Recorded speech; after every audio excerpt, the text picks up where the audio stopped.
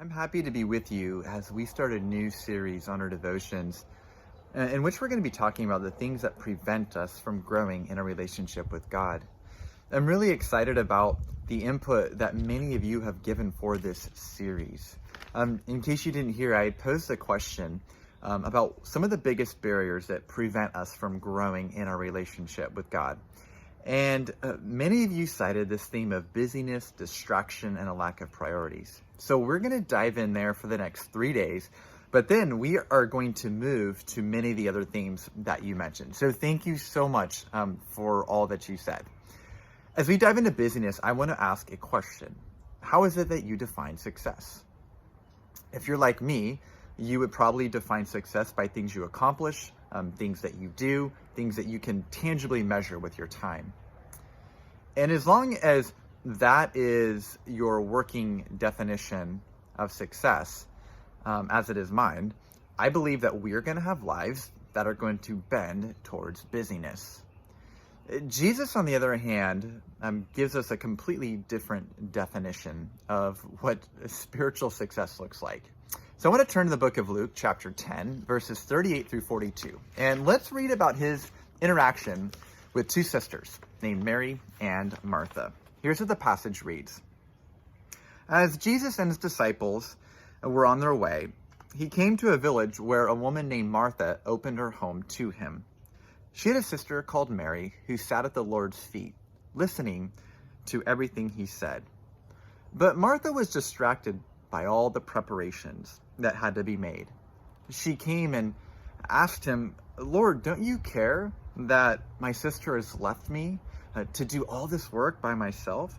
Tell her to help me." "Martha, Martha," the Lord answered, "you are worried and upset about many things,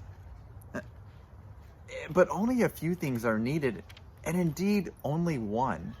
Mary has chosen what is better, and it will not be taken away from her."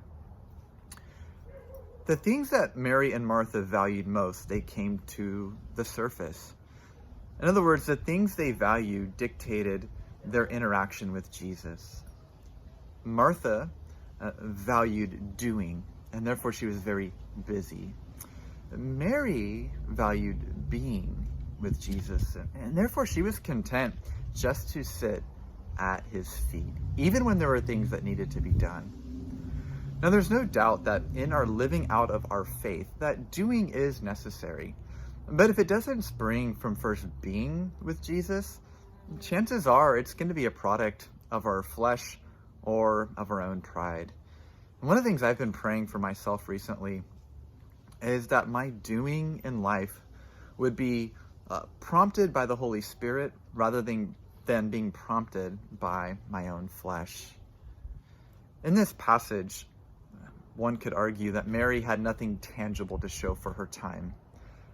But what Mary received cannot be measured tangibly.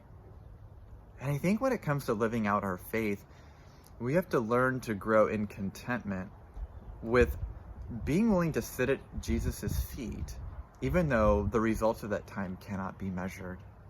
So let's not turn a strength that God has given us, the ability to be efficient, the ability to check things off our list, let's not turn those things into weaknesses. Those are good things, but they become better things when they spring out of our first being with him. So I'm excited the next couple of days to dive deeper into this area. I would love to continue this conversation. I'd love for you to comment in our devotion section on our Facebook page, because I realize in 3 days, we're not going to completely solve this, but let's have a conversation, and together, let's grow in this area.